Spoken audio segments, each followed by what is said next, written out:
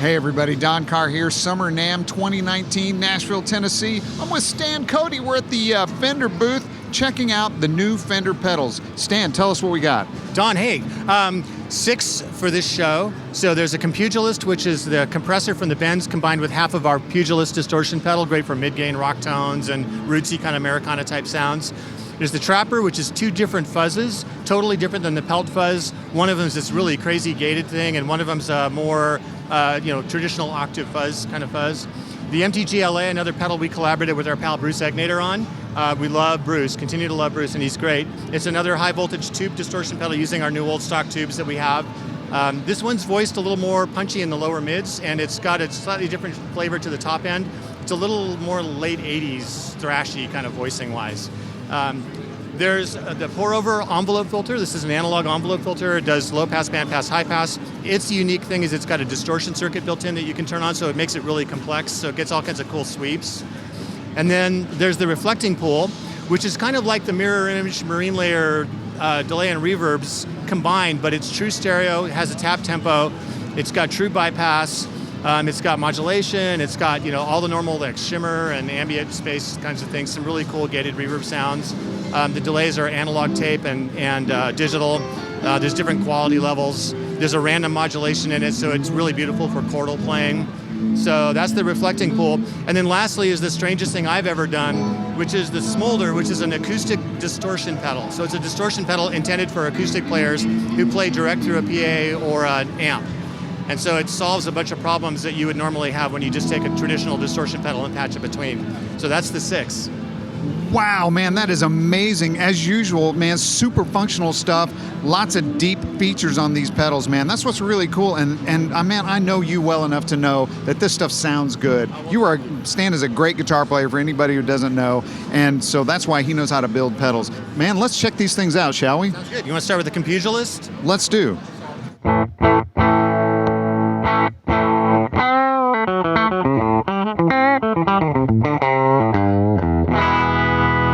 So like the Bends, doesn't have the big pop at the front end of it. Right. Okay, the drive side of it.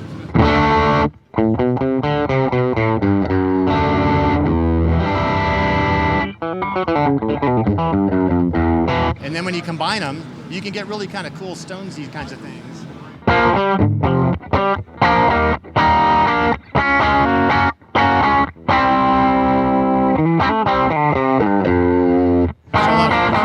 Rootsy tones kind of stuff. So that's the Compugilist.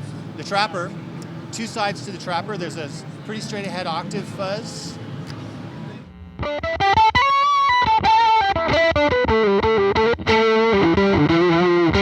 There's an op-amp style fuzz.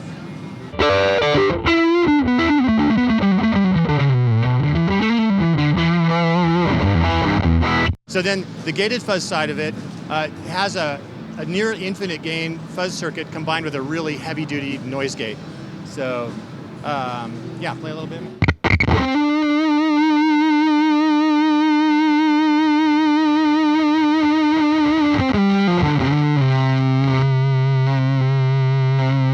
And if you turn your volume control down, it'll get sputtery and spitty because of the gate and noisy in a good way.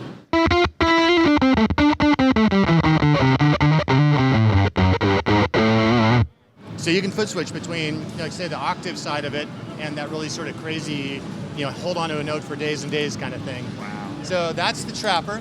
The MTG-LA, again, more of a rock kind of voicing, and anywhere from mid-gain to reasonably high-gain kinds of tones.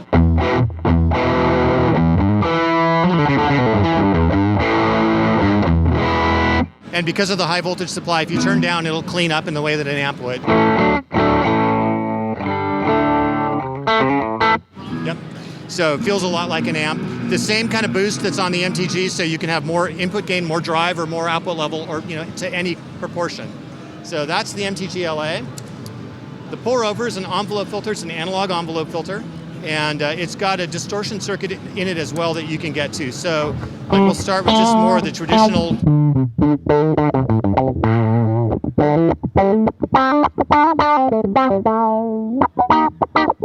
So sort of traditional hit, jam band kind of like sounds, but you can also make the cue really sharp, so the sweep is a lot more apparent.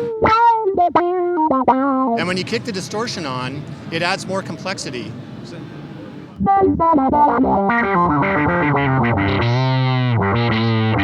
And even just as a distortion circuit, it's kind of an interesting thing. There you go. And then when you do that, you can do things with the filter even before you get into sweeps. Like you can make it be the world's tiniest distortion pedal.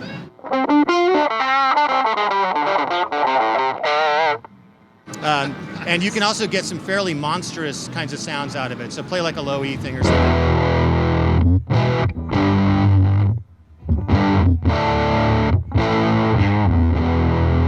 Where you can really make the low end have this huge, enormous presence. The sweep up and down thing is really fun, where you can take a tiny sound and then drive downward with it. And then you get a cool sweep that comes up. So that's the pour over. The next thing we have is our reflecting pool. The reflecting pool is a little bit of a combination of the mirror image and the marine layer. So it's a delay and a reverb, but we took it substantially farther. So it's true stereo. This uses a big ARM processor, so a lot more processing horsepower. There's a tap tempo. There's an external tap foot switch. It's selectable for true bypass or trails. The true bypass is done with a relay, so if you pull the power, audio still goes through it. There's 3 delay models. There's a digital, an analog, and a tape. And there's a whole bunch of different reverbs, but mostly there are halls and rooms where halls are really dense for solo playing, rooms are a little more sparse for rhythm stuff. And then along with that, there's a shimmer. There's this really cool gated thing I'll show you. And there's an ambient, wet ambient modulated space for like, volume pedal swell chordal things. So on the delay side, like the mirror image, this has a second delay built in that you can, on the mirror image, you can just turn it on and off and it's set to an eighth note, dotted eighth note. This, you can select the note value of dotted eighth, triplet, or eighth against your quarter. Yeah. And you can blend between the two. So you can determine how much of one, how much of the other. Wow. The tap tempo has a cool feature where if you hold the tap switch down and turn the delay knob, there's this little clock works around the knob, and you can set it to, I want to tap quarters but get a dotted eighth out of it. Or I want to tap quarters and get a whole note out of it or whatever. Wow. So you can keep, it stays musical for you. Right. That's easy to get to. There's modulation on it. The modulation is a cool trick where if you turn the rate knob all the way to 0, it becomes a random modulation. So it's not like a cyclical thing. So it's just like a random detuning that happens. Super, super evocative and neat. So I'll set up the digital delay. Really, really good fidelity and low noise on this pedal. So I'm going to give you a little compression.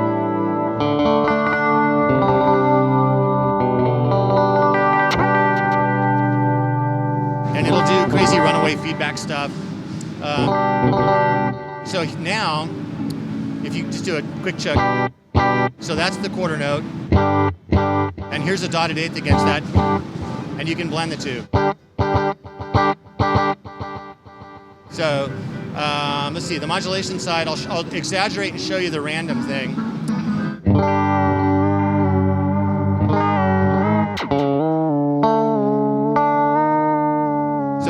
It's not periodic, it's kind of wandering all over the place. But when you turn that down a little bit and blend it in with the delay, it's this beautiful chordal sound.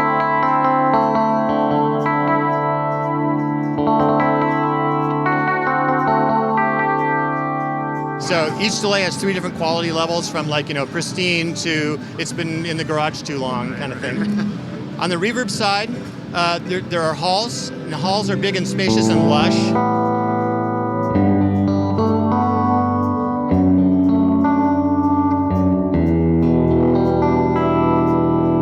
Rooms are a little shorter.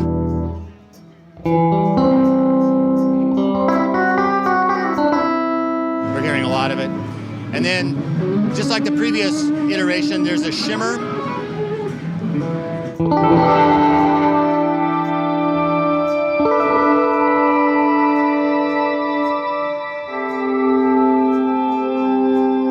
Okay, and this gated delay thing is really weird.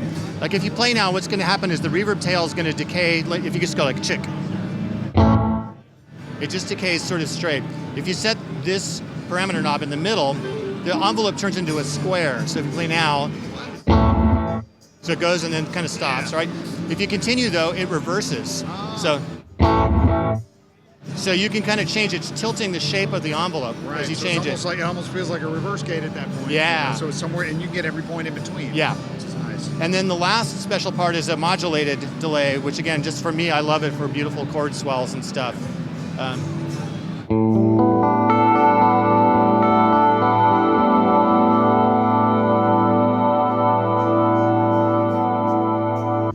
So that's the reflecting pole. Wow.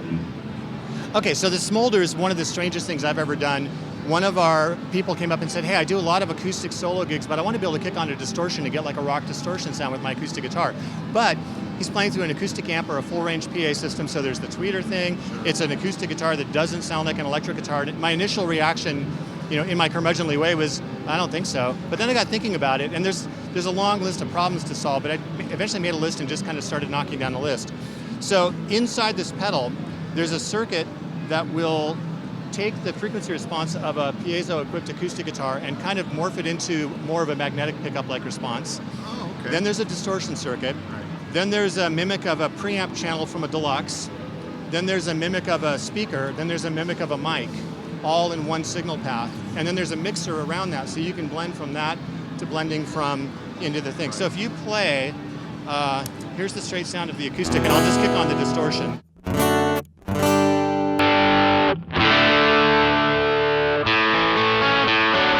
The pickup, I'll turn the pickup compensation down, so if you do like a low thing, you'll hear like how it gets woofy.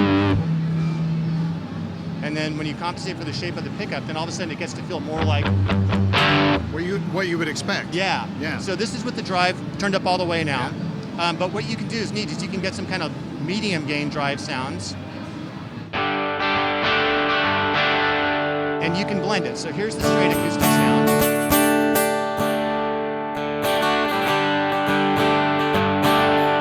So you can be like in your verse section and then go to your chorus and layer in. This is also nice to record with for electric guitar. Yeah. If you turn the pickup compensation down and plug an electric guitar in, it still has all the same speaker cabinet emulation, mic simulator, distortion circuit stuff. So as a quick recording tool, it's a lot of fun. Yeah. But just, for the front person singer, songwriter, somebody in a band that's like, mostly I'm an acoustic player, but when we get to the chorus, I just want to rock a little bit. Yeah, or just need a little more fullness, or you just need something just to fill out the song or the track or the whatever a little more. Man, that's great. And it's a simple solution. You don't, like you say, you don't have all the problems are solved. Yeah.